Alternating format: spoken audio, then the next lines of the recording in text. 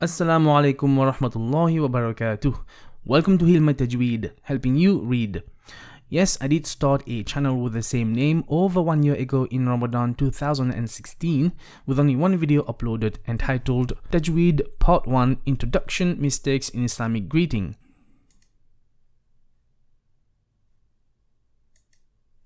Assalamu alaikum wa rahmatullahi wa barakatuh. More on that later, Insha Allah. Thank you to those who have watched it and subscribed.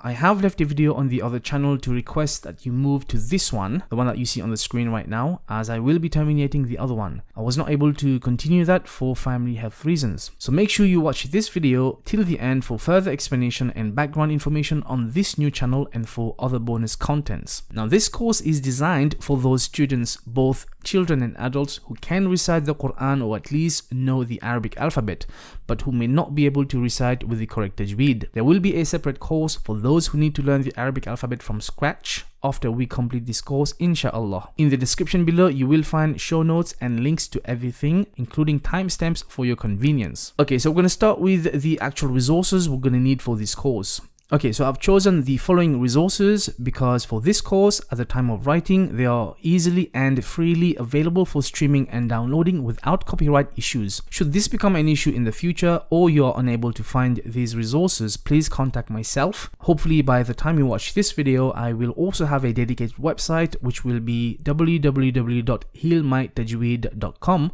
and make these contents available for streaming and downloading. Right, so the first thing you're going to need is a physical or electronic copy of the Quran. Now, I would recommend what's called the Medina Mushaf, and you can find an electronic copy on this site called quranflash.com, links below. I would recommend this over the more commonly used Indo-Pak region orthography version that I know in my locality we use quite a lot. Probably is very common in the Asian world.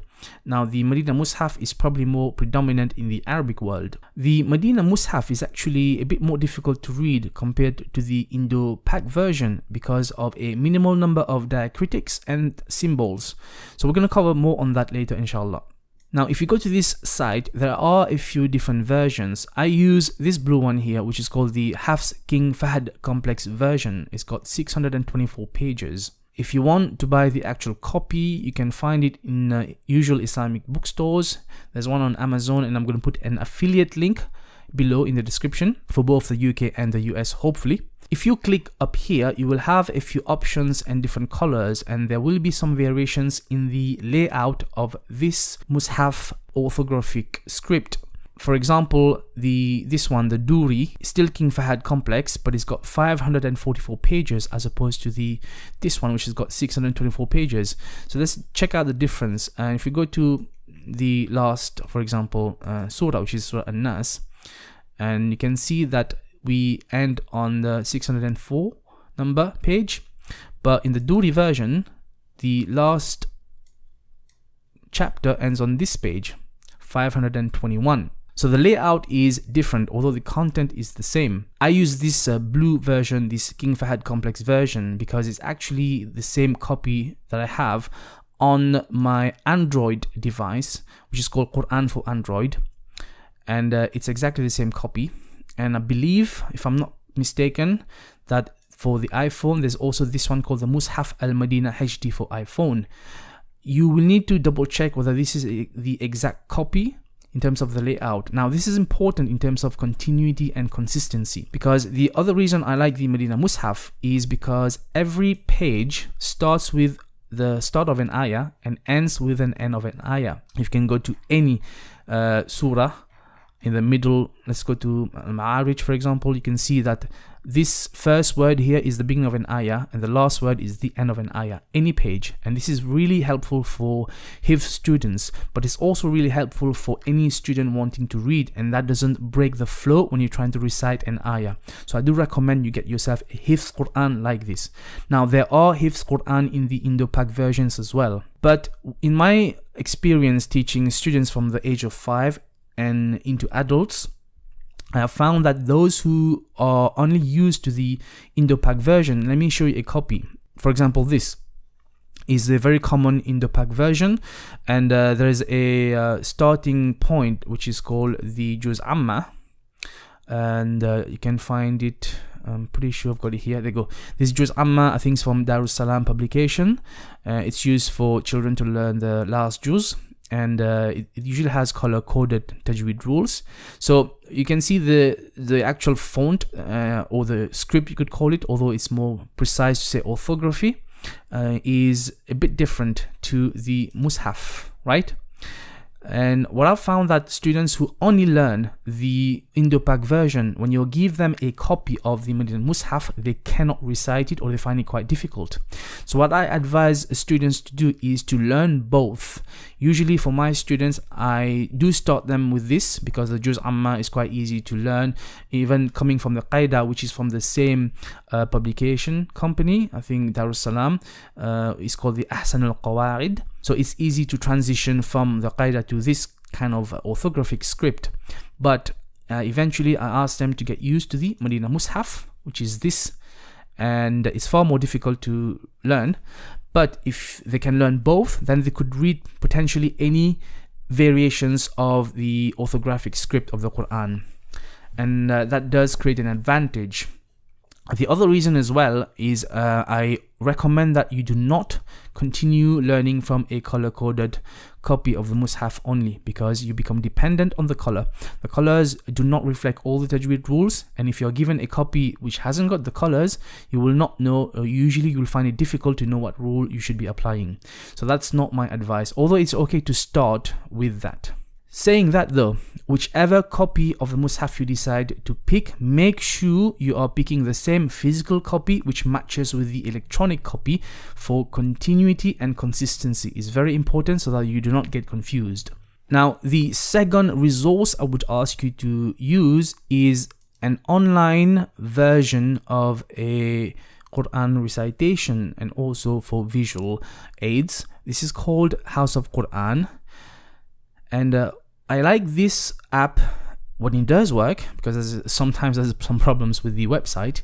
So if you go to this link, you will be presented with this choice, and you got recite the program, Quran memorization, and there is allegedly also the mobile Quranic tools, iPhone, iPad and Android. I have not tried the smartphone version, but I am told it works. I did test it once, but I tested the web version instead. I probably should try this and let you know, but I would recommend that you try to stick to a computer-based application for the online version. They are much more versatile, there are a lot less problems, and it's much better in terms of studying. So when you come here, you can click the Recite the Teacher program. You can also try the memorization tool, and you need to learn how to use it. But clicking on this will open a new window, which I've already opened, and I've put it here. And you will be presented with this interface. Now, there are a few reciters on the left here. And the first one on top is Al-Gamal or Ghamal, and it's a word-by-word recitation. So the good thing about this is you can click on one specific word. So Bismillahir Rahmanir Rahim. Alhamdu. So he will say Alhamdu, and then you can click on the next word. Lillahi. So you get the idea, and these two will be read together. Rabbi. Rabbil Alameen. Right, so this app is actually quite helpful for those who are really struggling, and they can use this as a starting point, right? However, if you do know how to recite the Quran a little bit, even with mistakes, I would recommend we going to stick with Mishari al-Alafasi for consistency and continuity. You could pick any scholar you wish, but in my opinion, in my experience, I've found that this sheikh is quite consistent with applying all the Tajweed rules. I'm not saying the others don't. I'm saying this one, mashallah, he's a lot more consistent, at least in the recordings that's available. For example, he will do the mads to their full length. Some of the shuyukhs in their recitations, they don't always do all the mads all the time, and that's perfectly fine. But for consistency and for creating a standard, we're going to stick with Mishari al-Alafasi. So that's in terms of the scholar we're going to use. Now, one last thing to know about the style of recitation. There are more than one styles to recite the Quran, and we are going to predominantly be learning Hafs and Asim, which is the most popular and most widespread recitation style. Sheikh Al-Fasi does recite other styles, so if you are going to listen to him and if you find some maybe different ways he's pronouncing certain letters, for example, instead of saying alayhim, he might say alayhimu, for example, that would not be Hafs and Asim. So you need to make sure you're listening to Hafs and Asim, and if you're not sure, ask a scholar. Okay, so with Al-Fasi, and we're gonna on this app we're gonna select, for example, Surah An Nas, and if you play it, Bismillahir Rahmanir Rahim. Qul a'udhu bi Rabbin Nas, Malikin Nas. okay, you get the idea. So you could also use YouTube if you want, or any other downloadable MP3 versions or MP4 versions of this recitation. However, they're not as easily manipulated in terms of singling out a word or an ayah. This app is quite good. Do bear in mind, this app sometimes doesn't work. It's a website issue, and I don't know if they're going to ever fix this completely. It may be a bug, but if that doesn't work, inshallah there will be other options for you on your smartphone, or you can use other apps. But for the most part, I will try to stick to this, which is quite easily available for everyone. And the last resource we're going to use is a book which is called Your Tajweed Made Easy. Again, link below. And I have contacted the owners, the copyright owners of this book, and they have okayed the use of it. In my previous video, I think I did mention them, and I did put a link. So I hope it's still fine. I will contact them again, inshallah. You can download this from here. There's a few other sites you can download it from, all links below. They also have a website called Love for Quran, and in that website they have actually done the course and broken them into sections. So there is a audio version, and if you go to the lesson 1 on each lesson, you can open the tab, you will find there is also a video which is also on YouTube, and you can download the content, both audio and video, I believe. And you can download the PDF version, right? So let's do this. For example, we're going to view the PDF workbook. There you go. This lesson 1 is about full mouth letters, and you can download each single lesson as they are. Right, we are going to use this book. We are going to use the content of the book. However, we are going to use the syllabus of the book, but we're not going to go in the order of this book, although I will cover all the rules, inshallah. The order we're going to choose is we're going to start from Surah Al Fateha as our first surah. Okay?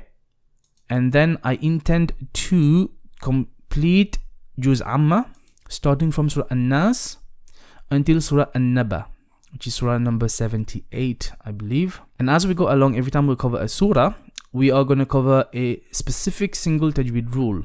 And by the time we finish the whole of Juz Amma, inshallah, we would have covered the majority of rules that you would need to be able to recite the Quran with very good tajweed. For example, in Surah An Nas, the main tajweed rule in here is going to be the rule of ghunna, namely on the noon with a shadda, and we'll also cover mim with a shadda. If I'm not mistaken, this is lesson 10, which is called the nasal sound ghunna, which is found on page 15 on our PDF. So let's go to page 15. Here we go. Nasal sound ghunna. Okay, so that would be kind of the tajweed lesson in that surah. So inshallah, this is how we choose to teach this course, and you should not need any more resources than this, because I will be adding additional information from my university notes, which are copyrighted materials, but I will concise them in a manner for you to understand easily, inshallah. And also, this book, although it's quite good, it's not complete, and sometimes there is a lack of information and explanation, because the intention of this book was not to replace a full course, nor is the intention of this course to replace a full course. At the end of the day, you do need a teacher to be able to help you, because there are some mistakes you can still make even if you study the theory perfectly. Okay, so inshallah, you found this content helpful so far. If there are any mistakes, please do not hesitate to contact me. Now, regarding my previous channel, also called HealMyTajweed, I will re-upload this video onto the new channel, and I will leave a note on both channels. but do bear in mind that there has been some changes since then.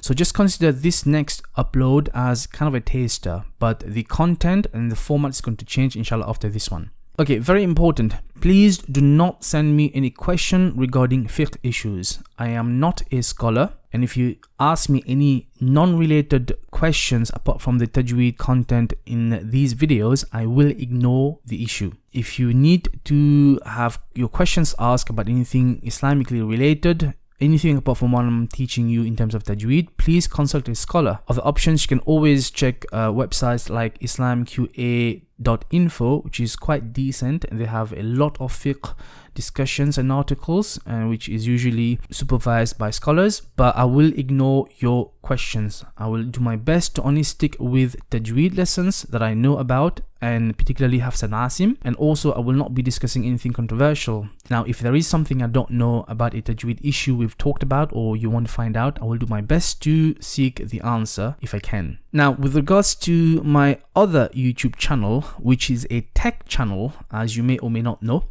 it's called HealMyTajweed, and mashallah is doing quite well. We deal with computer and tech repair, and also sharing entrepreneurial tips and strategies to help you start and maintain a halal business. The reason I decided to relaunch this HealMyTajweed channel is to completely separate it from this tech one as a separate entity and an independent project of its own. In terms of continuity or delegating to others, and also branding, this is much better. As you may or may not know, on this tech channel, I never talk about Islam or Muslims or any other controversial topics regarding religion or politics. But mashallah, this has actually proven quite a successful strategy, and I wish to keep it that way. On this new channel, the HealMyTajweed, although the main content is going to be Tajweed, I will touch on some social light aspects of Islam without going into controversial nor very deep stuff, because I am not a scholar. I need to repeat this, I am not a scholar. Please do not ask me questions, I will not be able to answer them. Jazakallahu khairan for staying till the end. I will re-upload the previous video about the common mistakes in Islamic greeting just as a taster.